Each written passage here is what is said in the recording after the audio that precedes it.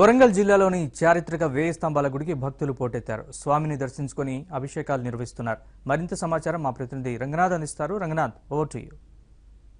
ప్రధానంగా చారిత్రక వేయి స్తంభాల దేవాలయంలో ఈరోజు తెల్లవారుజాము నుంచే స్వామివారికి అభిషేకాలు జరుగుతున్నాయి. ప్రధానంగా వరంగల్ పేరు చెప్పగానే వెంటనే గుర్తుకొచ్చేది వేయి స్తంభాల దేవాలయం. వేయి స్తంభాల దేవాలయంలో రుద్రేశ్వర స్వామికి ఇక్కడ అభిషేకాలు నిర్వహిస్తున్నారు. పెద్ద ఎత్తున భక్తులు తరలి వస్తున్నారు. ఇప్పటికే 50,000 మందికి పైగా భక్తులు స్వామివారికి అభిషేకాలు చేసుకున్నట్టుగా తెలుస్తుంది. ఈ రోజు సాయంత్రం వరకు, రాత్రి వరకు కూడా సుమారుగా 3 లక్షలకు పైగా భక్తులు ఇక్కడికి విచ్చేస్తారని అధికారులు అంచనా వేస్తున్నారు. ప్రధానంగా వేయి స్తంభాల దేవాలయంలో ఒకవైపు చారిత్రకంగా, మరోవైపు ఆధ్యాత్మికంగా విశేషం కలిగి ఉంటుంది. కాకతీయుల కాలం నాటి దేవాలయంగా ప్రసిద్ధికెక్కిన వేయి స్తంభాల దేవాలయంలో ఈరోజు తెల్లవారుజాము నుంచే అభిషేకాలు జరుగుతున్నాయి. రుద్రేశ్వరునికి ఒకవైపు జలాభిషేకంతో పాటు పంచామృతాభిషేకాలు ఇక్కడ నిర్వహిస్తున్న పరిస్థితి కనిపిస్తుంది. ప్రస్తుతం మనతో పాటు ఆలయ ప్రధాన అర్చకులు గంగు ఉపేంద్ర శర్మ గారు ఉన్నారు. ఆయనతో మాట్లాడదాం. చెప్పండి, మహాశివరాత్రి ప్రత్యేకత, ఇవాళ స్వామివారికి ఎటువంటి కార్యక్రమాలు నిర్వహిస్తారు? చారిత్రాత్మకమైన రుద్రేశ్వర స్వామి వేయి స్తంభాల దేవాలయంలో మహాశివరాత్రి మహోత్సవాలు మహావైభవంగా ప్రారంభమైనాయి. శివప్రీతికరమైనటువంటి సోమవారం రోజున మహాశివరాత్రి రావడం అనేది ఒక అరుదైనటువంటి విషయము. గత 10 సంవత్సరాల క్రితము సోమవారం రోజున మహాశివరాత్రి కలిసి రావడం జరిగినది.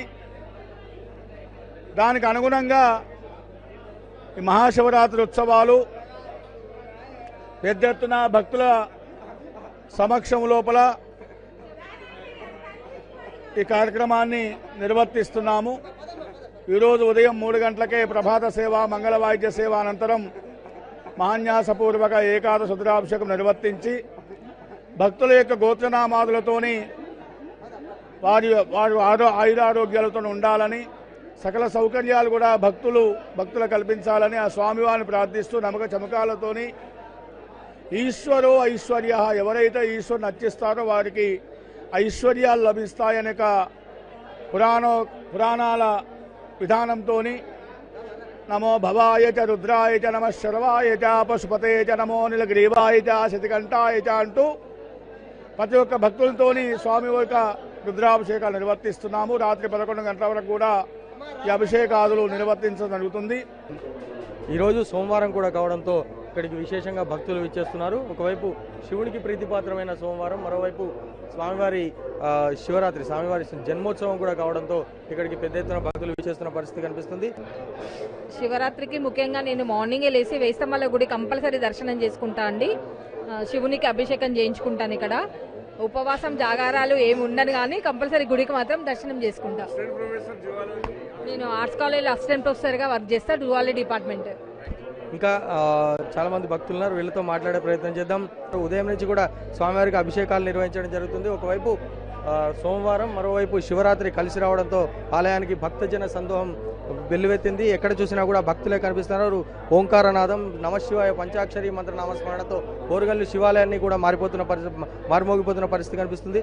అమ్మ, చెప్పండి, ఇవాళ శివరాత్రికి ఎట్లా, అంటే ఏం చేస్తారు? ఉపవాసం, జాగారం ఏముండము, ఉపవాసం చేద్దామనుకున్నాం. ఫస్ట్ టైము టెంపుల్కి రావడం కూడా ఫస్ట్ టైము. చాలా సంతోషంగా ఉంది. అంటే యాక్చువల్గా ఇది హిస్టారికల్ టెంపుల్, ఒకవైపు డివోషనల్ కూడా కనిపిస్తుంది. అంటే ఇక్కడికి వస్తే అంటే మీకు ఎట్లాంటి ఫీలింగ్? చాలా భక్తిగా అనిపిస్తుంది, ఉత్సాహంగానూ ఉంది. ఇది మొత్తంగా భక్తులు చాలా ఎక్సైటింగ్గా ఫీల్ అవుతున్నారు. ఒకవైపు వేయి స్తంభాల దేవాలయానికి రావడం, మరోవైపు స్వామివారిని దర్శించుకోవడం, అభిషేకించడం అనేది చాలా గొప్ప విషయంగా కూడా భావిస్తున్నారు. మొత్తం మీద తమ జీవితంలో తాము చేసిన పాపాలే కానీ తమ పాపకర్మలన్నింటినీ కూడా ప్రతిహారం లభించాలి. మరోవైపు సోమవారం కలిసి రావడంతో ఇవాళ శివరాత్రి వేళ శివుణ్ణి అభిషేకించి పూజిస్తే, అభిషేక ప్రియుడైన శివుణ్ణి అభిషేకించడం ద్వారా తమకు మోక్షప్రాప్తి లభిస్తుంది, తమకు సకల ఐశ్వర్యాలు సిద్ధిస్తాయి, సర్వ పాపాలు తొలగిపోయి సకల సుఖాలు తమకు కలుగుతాయన్న ఒక విశ్వాసం, ఒక నమ్మకం ఇక్కడ భక్తుల్లో కనిపిస్తుంది. హైదరాబాద్ స్టూడియో.